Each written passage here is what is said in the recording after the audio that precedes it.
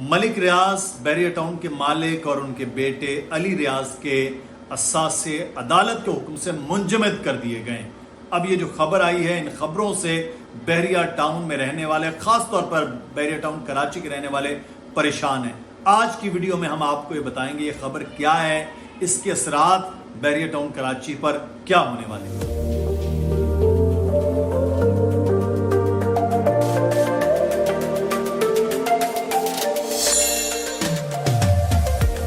अस्सलामुअलैकुम जनाब, मुदस्सिर इकबाल चैनल में आपको खुश आमदीद कहते हैं। टाइटल आपने पढ़ा है कि मलिक रियाज जो बहरिया टाउन के मालिक हैं, उनके साहबजादे के असासे मुंजमद कर दिए गए हैं और वो भी एहतसाब अदालत की जानिब से। एक बड़ा मामला है कि 190 मिलियन पाउंड का केस है, आपको जैसे हमने कल की वीडियो में बताया, और आज उसमें मज़ीद जो तफसीलात सामने आई हैं उसको मैं आपको गोश गुजार करता हूँ।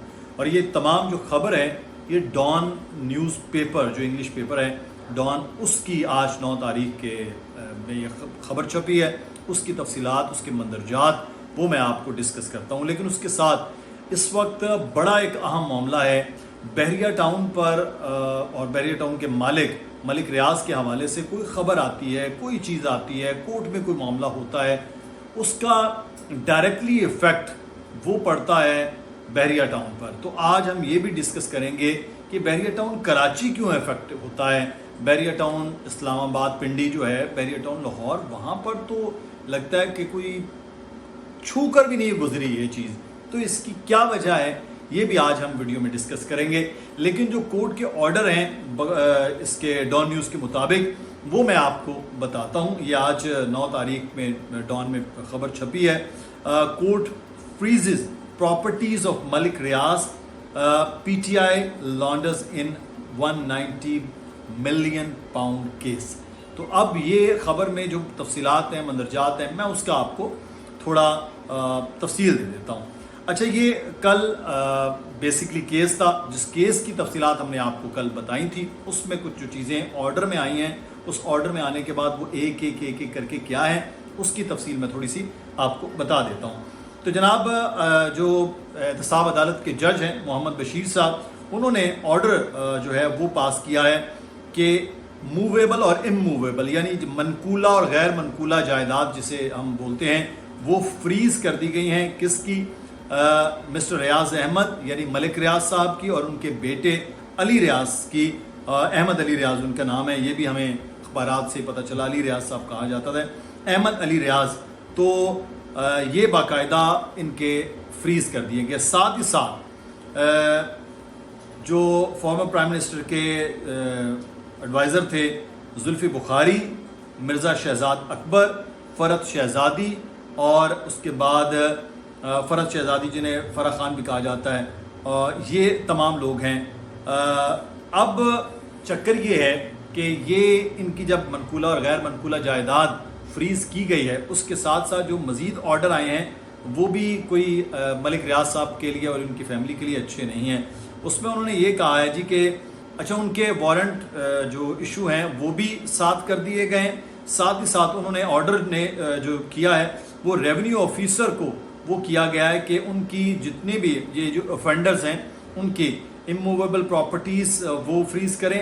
और एक्साइज एंड टैक्सेशन के ऑफिसर को ये कहा गया है, एक्साइज एंड टैक्सेशन सूबाई डिपार्टमेंट है, उनको कहा गया है कि जितनी भी उनकी व्हीकल्स हैं रजिस्टर्ड उनके नाम पर, यानी मलिक रियाज के नाम पर या अली रियाज के नाम पर, वो जो बहरिया टाउन के नाम पर होगी ऑब्वियसली वो नहीं होगी, जो उनके ख़ानदान के नाम पर होगी वो नहीं, जो उन दोनों के नाम पर है वो भी सारी वो उनके रिपोर्ट और उनको कस्टडी में वो ले लिया जाए, यानी कि वो भी फ्रीज़ कर दी जाएंगी जितनी भी उनके नाम पर जितनी भी गाड़ियां हैं, क्योंकि वो सारा एक्साइज एंड टैक्सेशन के पास रिकॉर्ड होता है। उसके बाद कमर्शियल बैंक्स, ये एक बड़ा इंपॉर्टेंट पॉइंट है, बहुत इंपॉर्टेंट पॉइंट है।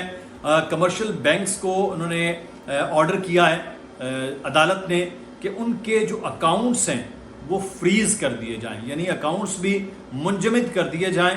उन अकाउंट्स में ना तो विदड्रॉल हो सकता है, यानी ना पैसे निकलवाए जा सकते हैं, और जो उससे भी बड़ी बात है ट्रांजैक्शन नहीं हो सकती, यानी कि पैसा लेना और देना जो ट्रांजैक्शन है वो नहीं हो सकता है।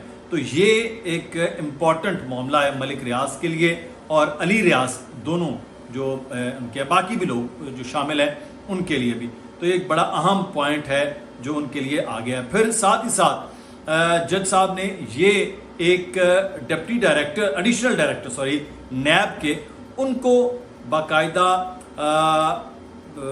جو ریسیور ہے وہ اپوائنٹ کیا ہے کلیکٹ کرنے کے لیے کیا چیز, جو ان کی رینٹل انکم ہے. اگر ملک ریاض کوئی چیز ان کے نام پر کوئی پلازا, کوئی دکان, کوئی گھر, کوئی چیز بھی ہے, کوئی بھی بلڈنگ ہے, تو اس کی جو رینٹ کی انکم ہے وہ بھی کلیکٹ کریں گے. نیب کے ایڈیشنل ڈائریکٹر کو تعینات کیا گیا ہے تاکہ وہ تمام تر پیسہ وہ اکٹھا کیا جائے 190 ملین پاؤنڈ کیس کے حوالے سے. اچھا, اب یہ تو باقاعدہ طور پر یہ آرڈر جاری کر دیے گئے ہیں. اچھا, یہ اب آپ کو کیس کی تفصیلات معلوم ہے 190 ملین پاؤنڈ کا, اور میں نے پہلے بھی بار بار یہ بات کرتا آیا ہوں کہ 190 ملین پاؤنڈ کا جو معاملہ ہے وہ بنیادی طور پر عمران خان سے جڑا, ان کی حکومت سے جڑا, ان کی اہلیہ محترمہ سے جڑا ہوا ہے. تو اب اس میں کیونکہ وہ 50 ارب ایڈجسٹ کروانے کی کوشش تھی ملک ریاض صاحب کی, اس لیے اب وہ بھگت بھی رہے ہیں یہ سارے کا سارا ایشو کہ وہ منی لانڈرنگ ہو کے ادھر آ کے وہ ایڈجسٹ ہو گیا سپریم کورٹ میں, اور اس کا خمیازہ اب وہ بھگت رہے ہیں. اچھا, اب اس کیس میں جو ہمارا نقطہ میں نے ابتدا میں جو بات کی تھی وہ تھی بحریہ ٹاؤن کا ایفیکٹ ہونا. اسلام آباد پنڈی کا جو بحریہ ٹاؤن ہے, بحریہ ٹاؤن پنڈی جسے کہتے ہیں, وہ سب سے پہلے بنا. اس کی نہ مارکیٹ کو کوئی ایشو ہو رہا ہے, نہ وہاں پر لوگ گھبرا رہے ہیں, نہ ہی وہاں پر کسی قسم کے جو وہاں کام کرنے والے ہیں ان کا کوئی ایشو ہے, نہ ہی سوشل میڈیا کے خبروں سے ان کے کچھ اثرات ہو رہے ہیں. اس کے بعد آ گیا دوسرے نمبر کا بحریہ ٹاؤن لاہور. بحریہ ٹاؤن لاہور پر بھی کسی قسم کے کوئی اثرات نہیں ہیں. وہاں بحریہ ٹاؤن ہے, بحریہ آرچرڈ ہے, بحریہ ایجوکیشن سٹی ہے, ڈفرینٹ جتنے بھی بحریہ ٹاؤن وہاں بنے ہیں ان میں کوئی ایشو نہیں ہے, کوئی معاملہ ہی نہیں ہے, ہر چیز چل رہی ہے وہاں پر. اس کے بعد تیسرا نمبر آتا ہے بحریہ ٹاؤن کراچی کا.